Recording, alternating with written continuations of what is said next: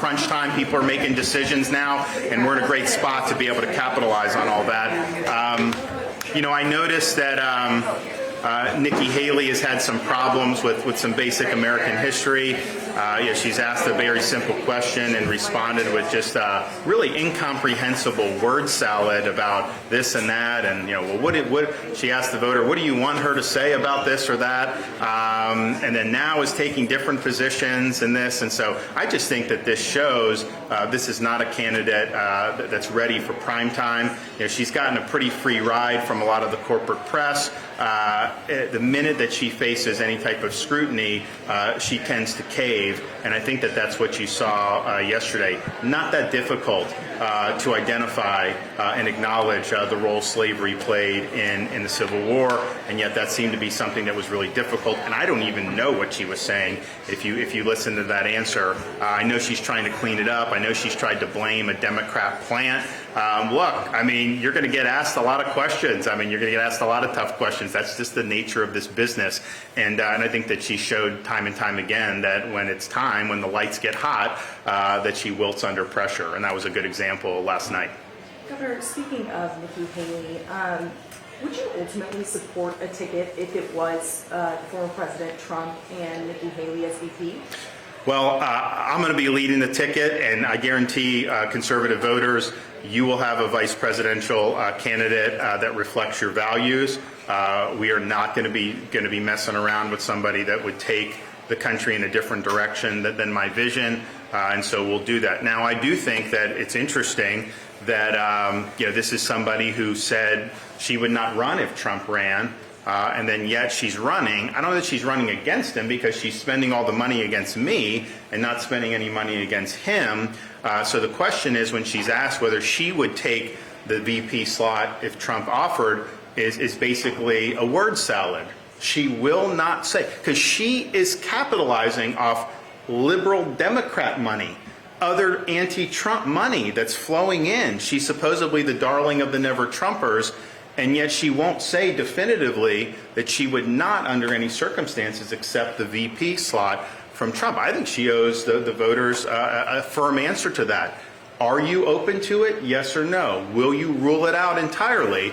And the fact that she's not been willing to do that has been very telling. And I think the former president talking about, she said nice things about him, so he could potentially consider her. I think that there's a lot of folks in his base that do not want to see anything like that. So the way out of this is just me win the Iowa caucus and go on to win the nomination, because then Republican voters aren't going to have to worry about any of the nonsense. We'll have a great ticket and we'll do very well. Governor, what would your answer be to the question that Haley got in terms of the primary cause of the Civil War? Of course, you have the issue of slavery. You had the states that were concerned about Lincoln interfering and potentially eliminating it. And they viewed it as a states' rights issue, not as a federal issue, and they were concerned that you have this Republican president may come in and get rid of the institution of slavery. And so that was, it's interesting because the Republican Party was founded to put a stop to the growth of slavery in this country, and the abolition of slavery was, to this day, remains the party's top achievement. And it was a partisan achievement because the people that were fighting Lincoln, the people that wanted to preserve slavery, they were Democrats. And so the Republican Party did that, and that's something that you should acknowledge and be proud of as a Republican. Governor, you defended Florida curriculum that suggests slaves benefited. That's not what it suggests. That's a fake narrative. We've now had a whole semester that's happened. Have you seen examples of them saying what the media was saying this summer? No, you haven't seen it. You would have seen that if that's what it was. So that was never what it was. That was bastardized, I think, intentionally to try to create a narrative. People like Kamala Harris. So what Florida's standards were written largely by African Americans, and they were accurate, and there was no any of those narratives are false. Governor, what are your thoughts about the Jacksonville mayor taking down with the Confederate statues this week? I'm opposed to taking down statutes. The idea that we're going to just erase history is wrong.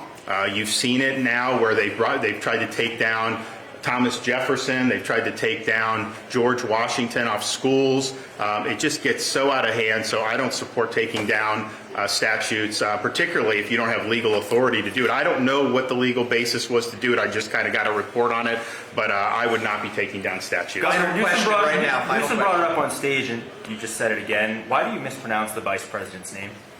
How is it mispronouncing? It's Kamala Harris.